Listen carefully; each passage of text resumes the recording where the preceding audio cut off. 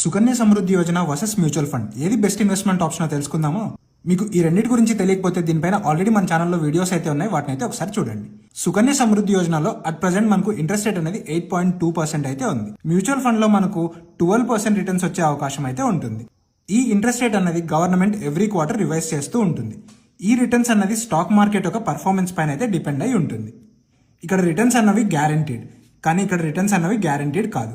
ఇక్కడ ఎటువంటి రిస్క్ అయితే ఉండదు, ఇక్కడ కొంత రిస్క్ అయితే ఉంటుంది. మార్కెట్ పెరిగినట్లయితే మన ఇన్వెస్ట్మెంట్ కూడా పెరుగుతుంది, అదే మార్కెట్ పడినట్లయితే మన ఇన్వెస్ట్మెంట్ కూడా పడుతుంది. ఇక్కడ లాక్ ఇన్ అన్నది అయితే ఉంటుంది, అంటే మన మనీని ఎప్పుడు పడితే అప్పుడు మనం తీసుకోలేం. దీనివల్ల పాజిటివ్ థింగ్ ఏంటంటే ఏదైనా అన్నెసరీ ఖర్చులు ఉన్నప్పుడు మనం మనీని విత్డ్రా చేసుకోలేం, కాబట్టి మన మనీ సేఫ్ అండ్ సెక్యూర్ గా గ్రో అవుతూ ఉంటుంది. ఇక్కడ నెగిటివ్ థింగ్ ఏంటంటే ఏదైనా ఎమర్జెన్సీ వచ్చినా కూడా మనం మన మనీని అయితే తీసుకోలేము. ఇక్కడ ఎటువంటి లాక్ ఇన్ అన్నది అయితే ఉండదు.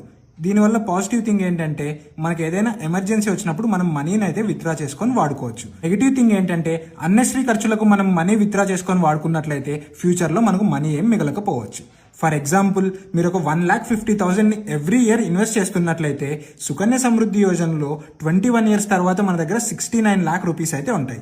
అదే మ్యూచువల్ ఫండ్లో 21 ఇయర్స్ తర్వాత మన దగ్గర 1,17 lakh రూపీస్ అయితే ఉంటాయి. ఇక్కడ దీనిపైన ఎటువంటి ట్యాక్స్ ఉండదు, కాబట్టి మొత్తం మనీ మన దగ్గరే ఉంటుంది. దీనిపైన మనం ట్యాక్స్ కట్టిన తర్వాత మన దగ్గర 1,05 lakhs అయితే ఉంటాయి. సో మీరేది ప్రిఫర్ చేస్తారు? కొంత రిస్క్ తీసుకొని మ్యూచువల్ ఫండ్లో ఇన్వెస్ట్ చేయడమా, లేకపోతే అస్సలు రిస్క్ లేకుండా సుకన్య సమృద్ధి యోజనలో ఇన్వెస్ట్ చేయడమా అన్న విషయాన్ని అయితే కామెంట్ సెక్షన్లో కామెంట్ చేయండి. ఇలాంటి మరెంతో ఇంట్రెస్టింగ్ ఫైనాన్స్ కంటెంట్ కోసం మన యు ఆన్ యువర్ ఫైనాన్స్ని ఫాలో అవ్వండి.